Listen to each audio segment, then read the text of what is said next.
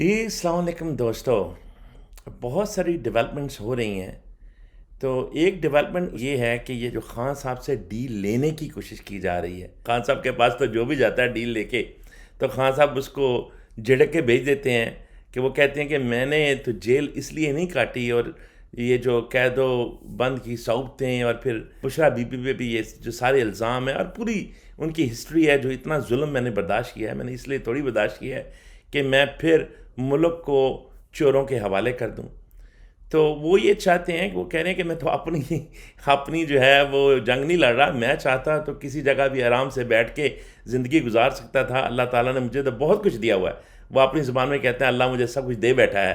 تو یہ ان کا ایک طریقہ ہے کہنے کا، لیکن حقیقت یہ ہے کہ اللہ نے ان کو بہت کچھ دیا ہے. خان صاحب یہ کہتے ہیں کہ میری خواہش یہ ہے کہ اگر میں مر جاؤں اور قیامت کے دن یہ پکارا جائے کہ عمران تم نے جو ہے وہ لوگوں کو لا الہ الا اللہ کا مطلب سمجھا دیا، کہ جو مطلب ہے لا الہ الا اللہ کہ کوئی بھی آپ کا مالک نہیں ہے ایکسپٹ ایک مالک کے، اور محمد رسول اللہ، اور محمد رسول اللہ صلی اللہ علیہ وسلم ہمارے آقا کا طریقہ ہی صحیح طریقہ ہے. اور وہ کیا طریقہ اپناتے ہیں؟ آج ہمیں ضرورت اس بات کی ہے کہ جب بھی ہم کوئی کام کرنے لگیں آنکھیں بند کریں اور رسول اکرم صلی اللہ علیہ وسلم کی زندگی کو یاد کریں اور دیکھیں کہ اگر رسول اکرم صلی اللہ علیہ وسلم اس وقت ہوتے اس سچویشن میں خاکم بدہن تو وہ کیا کرتے. تو آپ ان کی زندگی میں دیکھ لیں، اس طرح کے بہت سارے معاملات آئے. کیا وہ ظالم کے سامنے جھکے؟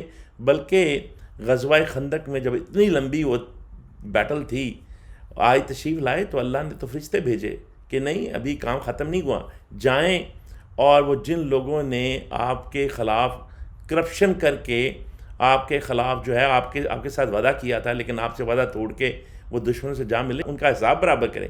کیوں؟ کیونکہ والفتنۃ اشد من القتل، یعنی جو فتنہ ہے نا وہ قتل سے بھی زیادہ شدید ہے.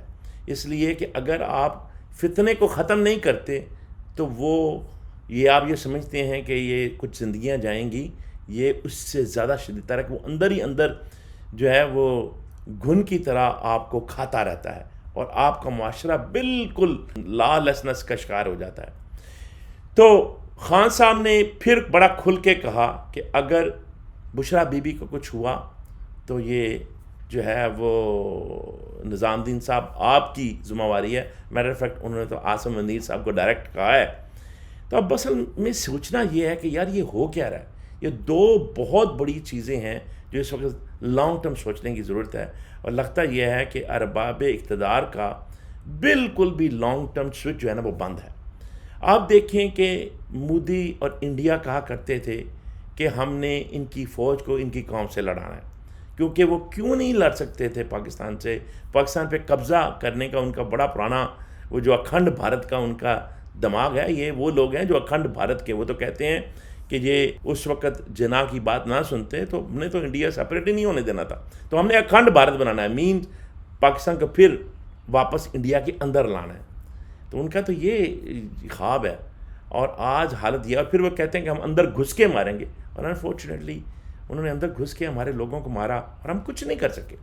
ہم اس کے بارے میں ایک بیان بھی نہیں دے سکے. حالت اب یہ ہو گئی ہے ہماری، حالانکہ ہم اسٹریٹجیکلی بڑی زبردست پوزیشن پہ ہیں، ہمارے پاس علاقہ بڑا زبردست ہے، ہمارے لوگ بڑے زبردست ہیں. آخر مسئلہ ہے کیا؟ مسئلہ ہے کہ یہاں کا نظام ٹھیک نہیں ہے، یہاں پہ انصاف نہیں ہے. وہ کہتے ہیں نا کہ کفر کی حکومت تو چل سکتی ہے لیکن ظلم اور ناانصافی کی حکومت بالکل نہیں چل سکتی. تو اب دیکھیں، سب سے بڑی بات دیکھنے کی یہ ہے کہ کیا ہوا کہ آج پاکستانی فوج اور پرٹیکولرلی اس کے جنرلز اور عوام بالکل دو سیپریٹ پیجز پہ ہیں. آپ آنکھیں بند کر لیں تو بند کر لیں، آپ کہیں کہ کچھ نہیں ہو رہا، آنکھیں بند کر لیں تو بند کر لیں. وہ حال ہے کہ ہم وہ سارے لوگ ہیں انکلوڈنگ می کہ ہم فوج کو سلوٹ مارتے تھے. ہم فوجی بس گزرتی تھی، ٹرک گزرتا تھا تو ہم اس کو سلام کرتے تھے.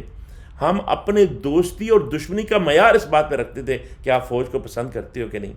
آج حالت یہ ہے کہ آپ نے ہمیں شرمندہ کر دیا ہے.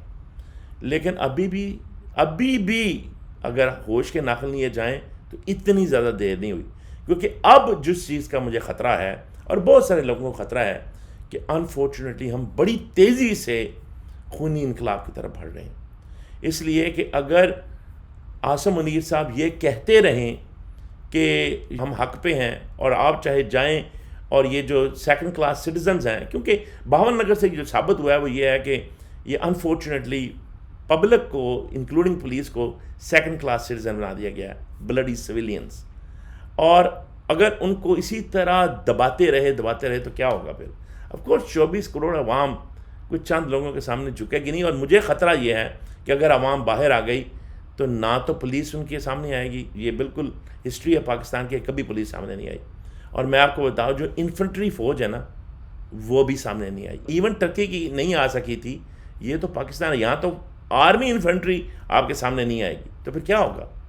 جنرل صاحب یہ سوچیں ذرا، اس پہ غور کریں. تو یہ خان بار بار آپ کو کہتا ہے نا کہ سچویشن میرے ہاتھ سے نکل جائے گی، مجھے افسوس یہ ہے کہ یہ سچویشن کسی کے ہاتھ میں بھی نہیں رہے گی اگر آپ نے اس پہ غور نہیں کیا. اب دیکھنا یہ ہے کہ اللہ تبارک و تعالیٰ کا جو فرمان ہے کہ وہ اللہ تعالیٰ قرآن پاک میں فرماتے ہیں کہ بسم اللہ الرحمن الرحیم یریدون لیطفئوا نور اللہ بافواہہم واللہ متم نورہ ولو کرہ الکافرون. یعنی یہ چاہتے ہیں کہ پھونکوں سے اللہ کے نور کو بجھا دیں. اب اللہ کا نور کیا ہے؟ ہم سب اللہ کے نور سے بنے ہیں، اس لیے تو ہم سب امپورٹنٹ. اس لیے وہ کس نے کہا تھا نا کہ نہیں کوئی چیز نکمی اس زمانے میں، کوئی چھوٹا نہیں یا کوئی برا نہیں قدرت کے کارخانے میں. تو یہ اللہ کا نور سے ہر چیز بنی ہے. اور اللہ فرما رہے ہیں کہ یہ چاہتے ہیں کہ اللہ کے نور کو پھونکوں سے بجھا دیں، لیکن اللہ کی مشیت یہ ہے کہ اس کا نور پورا ہو کے رہے گا، چاہے کافروں کو. اور کافر کون ہوتا ہے؟ ہر وہ شخص جو اللہ کے نظام سے، جو رسول اکرم صلی اللہ علیہ وسلم کے لائے ہوئے پیغام سے اور جو عدل کے نظام سے انکار کرتا ہے، وہ کفر کر رہا ہے، وہ انکار کر رہا ہے. وہ چاہے اپنا نام مسلمان رکھ لے، وہ اپنے آپ کو جو مرضی کہتا رہے، لیکن جس نے اللہ کے نظام کو نہیں مانا، اللہ کا نظام جو ہے وہ عدل پہ قائم ہے. آپ پورا قرآن پڑھ کے دیکھ لیں. تو اگر عدل کو نہیں مانا، لوگوں کو اگر عدل اور انصاف نہیں ملا اور عدل و انصاف بکا اور قاضی فائز عیسیٰ جیسے جج ہوئے جو کہ کسی طریقے سے بھی مروڑتے ہیں، اور ججوں کو جو ہے وہ بلا کے کہا جائے کہ آپ نے یہ فیصلہ کرنا ہے، یہ فیصلہ کرنا ہے، یہ تو عدل نہیں ہے. اسی طرح پولیس کو باہر زمانے میں پیٹا جائے، اور کیسے رٹ رہے گی پولیس کی، اور پولیس کیسے آپ کی سپورٹ کرے گی؟ تو یہ آپ ذرا اس پہ غور کریں کہ یہ انفارچونیٹلی صرف یہ آپ کو سمجھ ہی نہیں آ رہی. یہ بہت بڑی ایک سوچ ہے، کیونکہ بڑی طاقتیں یا آپ کے جو ہمسایہ ملک ہے وہ کیا کہتا ہے؟ ایک تو یہ ہے کہ آپ کے پاس ایٹامک بام نہیں ہونا چاہیے، دوسرا آپ کی فوج اور آپ کی عوام کا آپس میں رابطہ نہیں ہونا چاہیے، اور تیسرا یہ ہے کہ وہ آپ کے ٹکڑے کرنا چاہتا ہے. اور تو وہ کیسے کرے گا؟ ایک چیز وہ ہے جو کبھی ہم سوچ نہیں سکتے تھے کہ ہماری فوج اور عوام ایک دوسرے کے سامنے کھڑے ہوں گے. آپ اپنی آنکھیں کھولیں، اور فوج جو ہے وہ ایک بہت ضروری اس کا حصہ ہوتا ہے. عوام فوجوں سے قومیں نہیں لڑتی، عوام سے لڑتی ہیں، عوام کی ول سے لڑتی ہیں.